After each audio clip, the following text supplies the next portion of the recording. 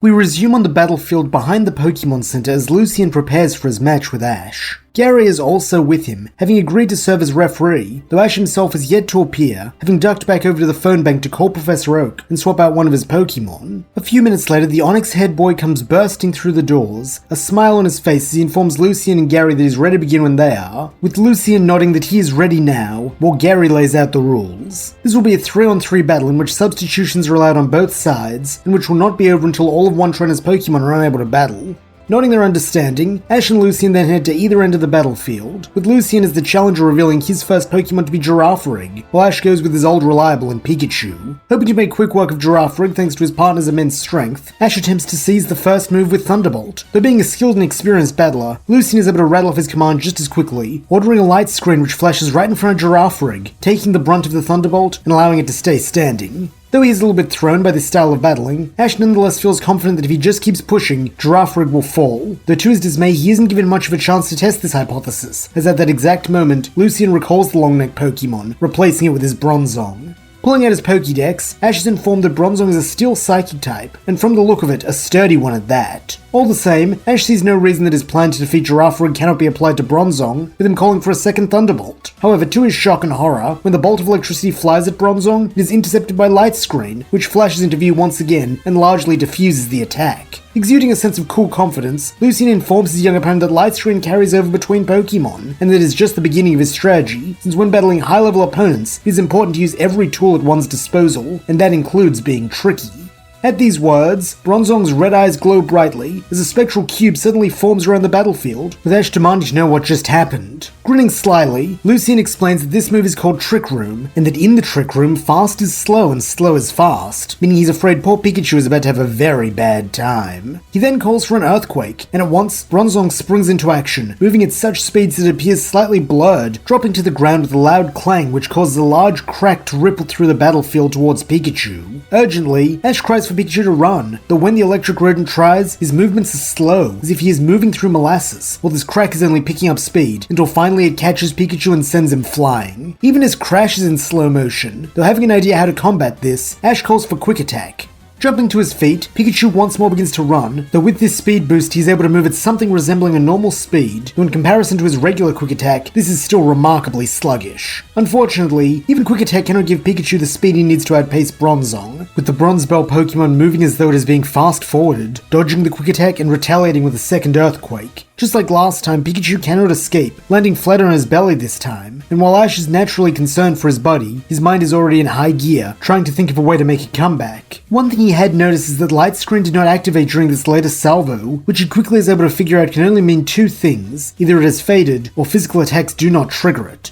Wanting to test this, Ash calls for another Thunderbolt, which Pikachu slowly unleashes, though as the boy had feared, just before it can strike Bronzong, the screen manifests once again, halving the damage the Steel Psychic type takes from the assault. Now with his hunch confirmed, Ash prepares to tell Pikachu they'll be sticking to Quick Attack from now on, as their one and only physical move. Though before he can get the words out, Bronzong uses its enhanced speed to let loose one last Earthquake, which strikes Pikachu head on and takes him out of the fight, giving the advantage to Lucian. At this moment, the Trick Room fades, giving Ash one less thing to worry about. Though knowing he needs to up his game if he's going to stand a chance in this battle, he next calls forth his Larvitar and commands it to use Screech the moment it takes to the field. Doing as it is told, Larvitar opens the match with an ear-piercing shriek, much to its opponent's displeasure, though this is hardly the end of its onslaught, as on Ash's call, it lunges forward, using its superior speed to close the distance and bite down on Bronzong. Due to this move being super effective, it is able to cut through the thickness of the Bronze Bell Pokemon's steely hide for the most part, though it is clear that Ash and Larvitar have a long way to go before they can best Bronzong. Luckily, Ash has a plan, calling for a bevy of screeches which slowly wear down at Bronzong's defense, so that each time Larvitar lands a bite, it is more effective than the last. Unfortunately, this strategy is not without cost, as more than once, Bronzong is able to land a super effective Gyro Ball on Larvitar, which thanks to its slow speed is devastating. However, due to its unbreakable spirit, Larvitar is able to hold on, being the last one standing as it finally takes Bronzong out, though truthfully, both it and Ash have their doubts that it will be able to withstand another battle like this. For his second Pokemon, Lucian decides to return Girafarig to the field, though having clocked Larvitar as a physical attacker, he does not bother having it put up Light Screen again. Instead, he reveals another piece of his battling philosophy, stating that a clever trainer must be able to use the surroundings and terrain to their advantage. Case in point, when used in an urban environment, the move's secret power will potentially paralyze its target, something that is generally rather hard to do to the part ground-type Larvitar. Taking this as an order to do so, Girafarig then unleashes a secret power of its own, with pink waves of energy bursting forth and striking Larvitar, who grits its teeth and waits for the pain to pass. As the cerebral member of the Elite Four had hoped, this does manage to inflict paralysis on Larvitar, freeing up Girafarig to let loose a series of Psybeams, which the rock-skinned Pokemon is helpless to avoid. Desperately, Ash tells his friend to push through the attacks if it can't dodge them, with Larvitar valiantly doing its best to put one foot in front of the other as spasmodic tremors shake its small body and a reddish aura glows around it, seemingly a manifestation of Larvitar's will. Impressed by the duo's spirit, Lucian sounds almost apologetic as he tells Girafarig to keep going, with beam after beam of sonic energy striking Larvitar head-on, while it slowly but surely makes its way towards the long-neck Pokemon. Then, when it is within striking distance, Larvitar bites, its jaw clamping shut around one of Girafarig's legs. Letting out a pained squeal, Girafarig tries to kick Larvitar away, but this is to no avail, with the little rock ground type using the kick to leap into the air and bite down instead on its opponent's snout.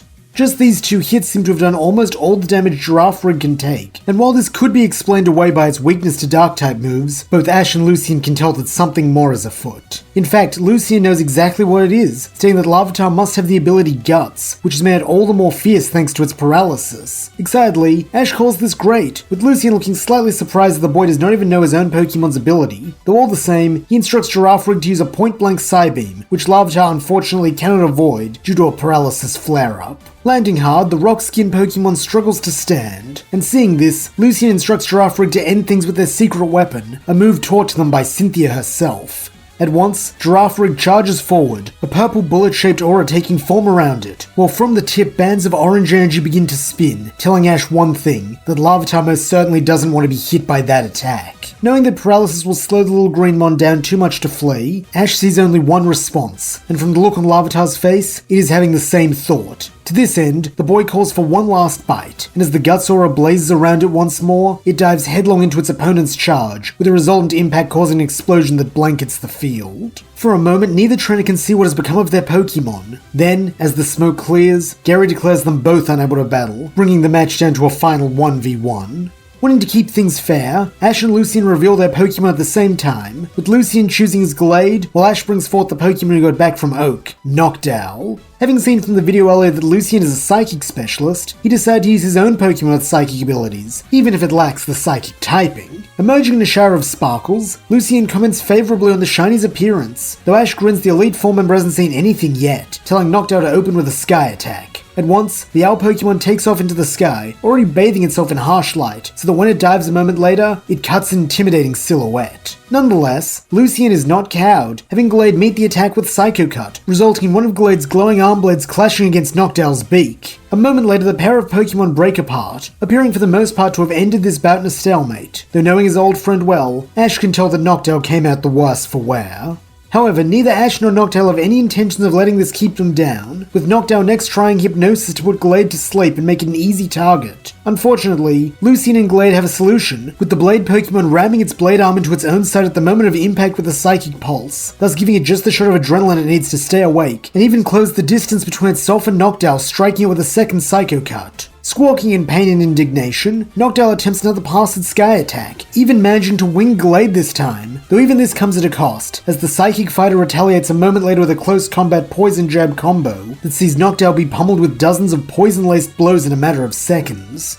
As one would expect, eventually one of these blows does manage to inject some poison into Noctowl, putting it on a short time limit, though if anything, this just further motivates Ash, who tells Noctowl to show Lucian and Glade that they're not the only ones who can combine moves. Trilling its understanding, Noctowl then uses Confusion to immobilize the Blade Pokemon, before lifting it high into the air, just as it too takes off for its third Sky attack. Thanks to being frozen, there is nothing Glade can do, taking the super effective blow head-on, before crashing back to the ground. Seeing a chance for victory, Ash then tells Noctowl to keep Glade pinned down with its mind and finish things with a final Sky attack, But unfortunately, as Ash and Noctowl will soon learn, Lucian and Gallade are not as helpless as they may think. To this end, Sinnoh's psychic specialist waits until just before Noctowl is about to land its finisher to order his Pokemon to use its own psychic attack to break the bird's hold. Then, to make matters worse, he tells it to use close combat at point-blank range, something Gallade is more than capable of now that it is free. Due to having waited, it is far too late for Noctowl to pull up, and so Ash is forced to watch as his Jotonian flower is beaten within an inch of its life by long green blades.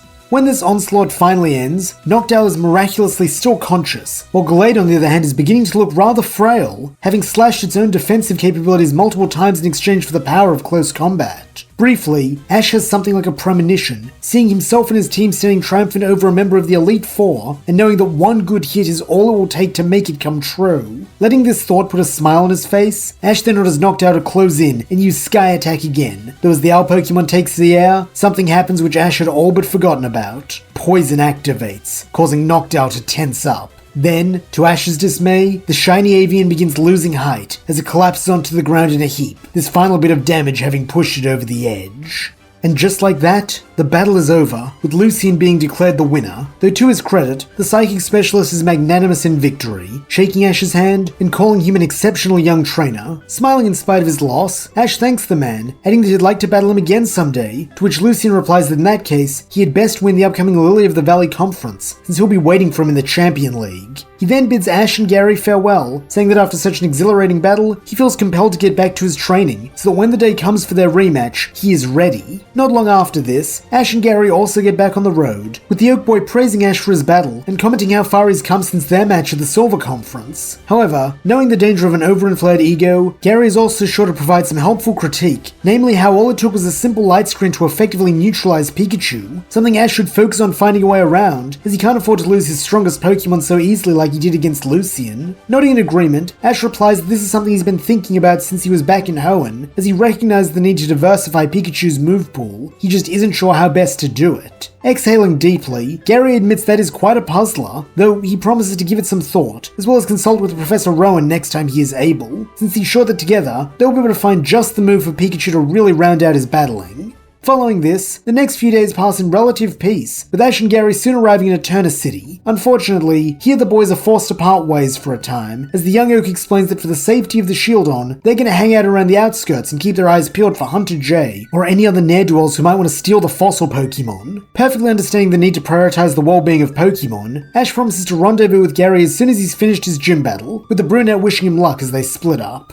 Having been inspired by Gary and his growing closeness with the Shieldon, Ash decides to make a quick detour to the Pokemon Center, where he swaps Meganium out for his own fossil Pokemon in Armaldo, eager to battle with this old friend again. However, this is not the only reason behind this decision, as due to both it and the Shieldon being prehistoric, he is hopeful they'll be able to become friends, with Armaldo helping the little rock steel types get acclimated to the modern world. As it turns out, Ash is not the only one with high hopes for Armaldo, as while he is on the phone with Professor Oak, he hears a squeal of delight from behind him. Turning to face the source of the noise, he sees a woman with bright orange hair who appears to be in paroxysms of excitement, standing beside the all-too-familiar face of Nando. When the bard sees Ash, he smiles, greeting him warmly, and once again thanking him for putting him on the path of the gyms, since he and his Pokemon have grown so much by battling. Happy to have another rival, Ash tells Nando not to sweat it, stating that sometime soon the two of them should have a rematch, though he's afraid he'll have to wait, as after hearing the bard mention the gyms, he's raring to challenge this city's one. This is where the woman comes in, introducing herself as Gardenia, the Eterna City gym leader, before explaining that she and Nando just had a battle, which is why they're here getting their Pokemon looked after, though if he's also taking the gym challenge, she'd be happy to face him with her special team, especially if he'd be willing to use that Armaldo of his. Curiously, Ash asks why she wants to battle Armaldo, stating that he thought Rourke was the fossil fanatic. Though grinning widely, Gardenia retorts that she and Rourke are good buddies, with him having even given her one of her very favorite Pokemon, which coincidentally is the Pokemon she wants to battle Armaldo with. Interest definitely peaked, Ash agrees to her terms, asking how many Pokemon he'll need, with Gardenia raising 3 fingers as she gleefully prances off to prepare.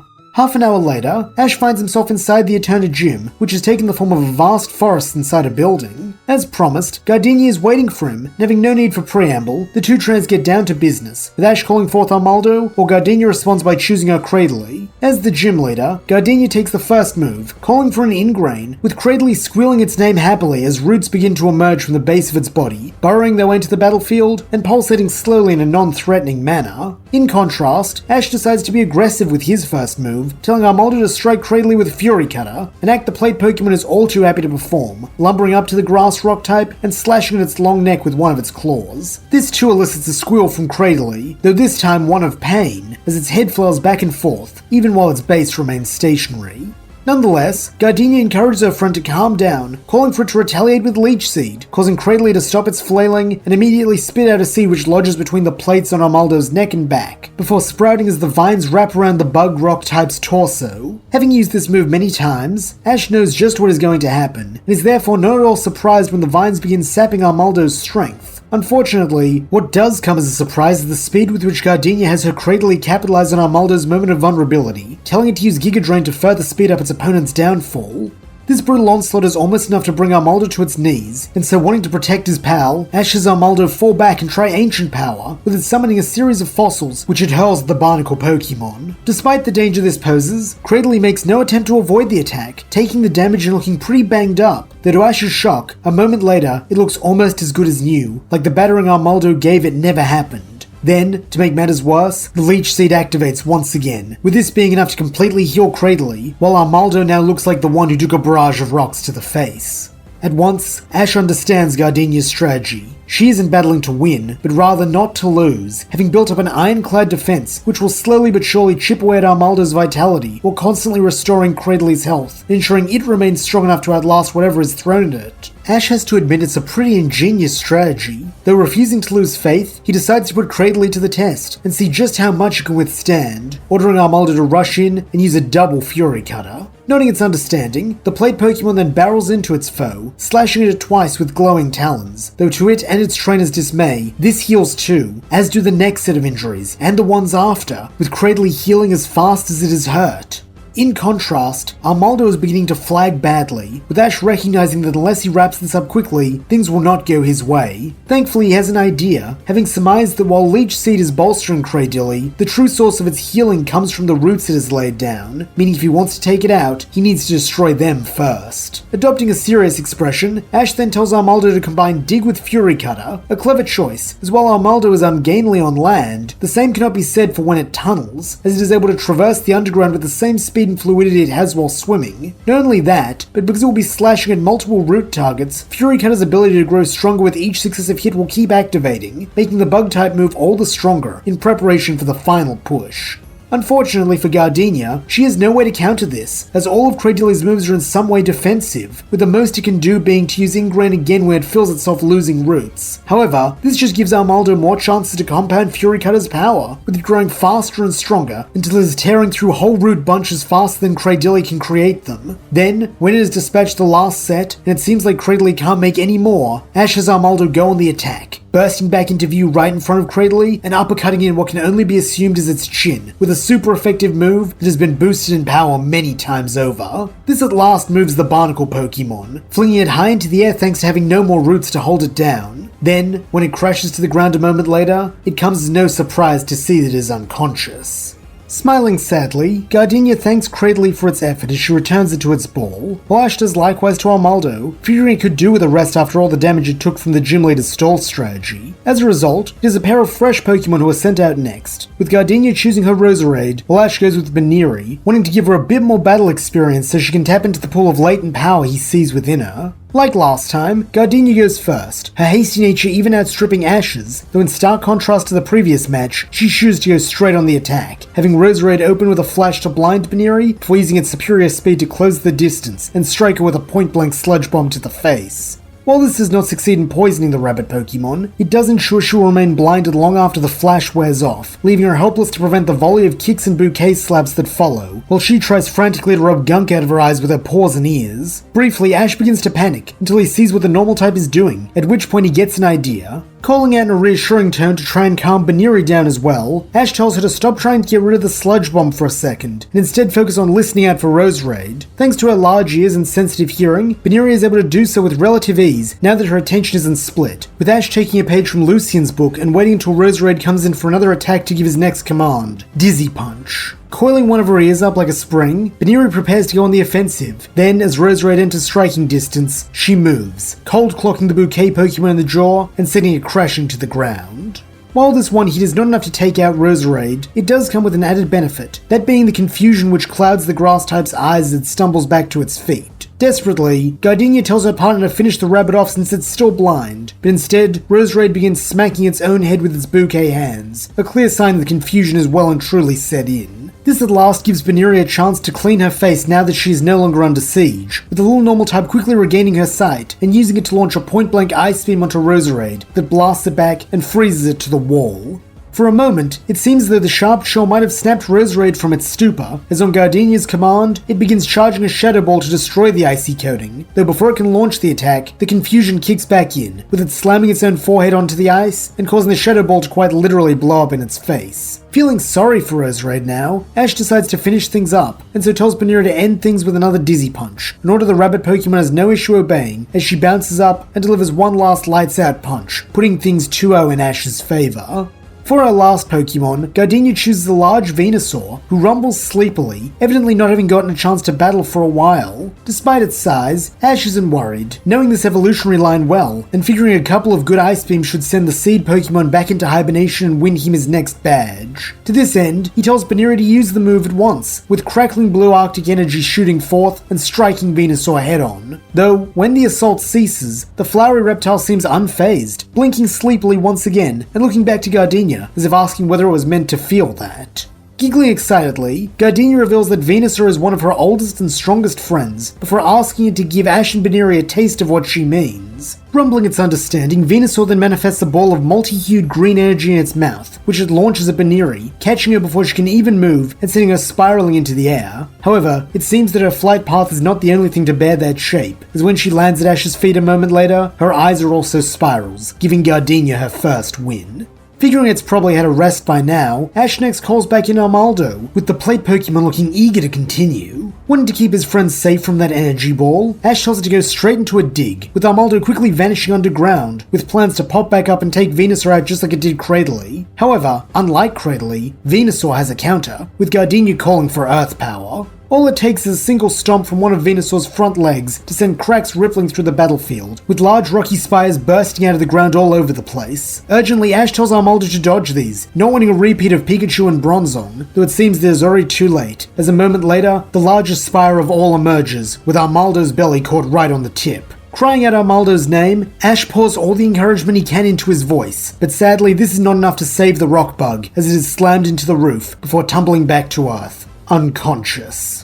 Grinning, Gardenia asks how Ash likes her old friend, though instead of bitterness, Ash matches her smile, replying that it's incredible, before adding that he hopes she enjoys battling his next Pokemon just as much, since like Venusaur, it's one of his very oldest and most trusted pals. He then hurls his ball onto the ruined battlefield, with Bulbasaur bursting forth, an eager look on his face. For her part, Gardenia can barely contain herself, calling the little grass star too cute and absent-mindedly rushing onto the field to hug him, until Venusaur grabs her around the waist with its vines and deposits her back in her trainer box. Chuckling self-consciously at this brief lapse in professionalism, Gardenia begins the battle in earnest now, apologizing that just because Bulbasaur's cute doesn't mean she's gonna hold back against him. She then orders an energy ball, with the orb flying at Bulbasaur just like it did Beneria, though in contrast to that clash, Ash is ready, having Bulbasaur use Razor Leaf to slice the ball in half, causing it to detonate long before it can reach him. From her side of the field, Gardenia nods approvingly, commenting in an impressed voice that it's cute and strong. Talk about a winning combination. However, her Venusaur is both those things too, so it's about time they put their grass types to the test and see who is really the best. She then calls for a Power Whip, with Venusaur extending a pair of thick vines from under its flower, while Ash responds in kind, having Bulbasaur use Vine Whip. As one, the two sets of vines lash out at each other like serpents, coiling around one another and creating a pair of sturdy-looking ropes that bind the grass types together. In that moment, it is plain to see that neither member of the Saur family intends to relent, with Venusaur finally having shaken off its sleepy demeanor to stare determinedly into the eyes of its pre-evolution. And so, a game of tug-of-war begins, though unfortunately it is rather short-lived, as for all his spunk, Bulbasaur simply cannot compete in the same weight class as something that weighs roughly 15 times as much as he does. As a result, the smaller seed Pokemon is flung into the air and flipped over, so that when he lands with a painful crunch, it is on his bulb. Eagerly, Gardenia cheers to Venusaur that they won, though it seems this pronouncement may be premature, as with a growl, Bulbasaur shakily makes his way back onto his feet, barking a challenge at Venusaur, which the final stage starter is happy to answer. Pleased to see fire in her old friend's eyes, Gardenia decides to initiate the endgame, calling for Sunny Day, while informing Ash that she and her friend have a secret weapon. However, still with that big grin plastered on his face, Ash replies that he's pretty sure they have the same one, as he tells Bulbasaur to use Solar Beam. Grunting in the affirmative, Bulbasaur lets loose a torrent of solar energy, needing no prep time thanks to the harsh sunlight, while Venusaur does the same a moment later, with the two beams meeting in the middle of the field. Like their last clash, this begins as a stalemate, with both Pokemon refusing to give up, as behind them, their trainers cheer them on fanatically. However, unlike last time, there is no moment of decisive advantage, as Bulbasaur and Venusaur each slowly gain and lose ground. All the while, the beams continue to grow as they feed off the sunlight. Soon, the very floor begins to shake, with the two Pokemon slowly being sent skidding backwards by the force of their blasts. This certainly appears to be worse news for Bulbasaur than Venusaur, as the larger starter has its bulk to anchor it, making it slide towards the wall far slower. Though in a tribute to Bulbasaur's indomitable will, he digs in his heels, halting his retreat and allowing him to make one last colossal push, containing all his remaining energy. At once, the tide turns, as Bulbasaur's Solar Beam expands in size and begins making significant headway towards Venusaur. Even still, it is not instantaneous, with each inch being hard-won as the final stage starter attempts to push it back again. But alas, it seems that Venusaur has reached its power ceiling, and so as the two clashing beams consume it, it lets out a rumble of pride for its little rival.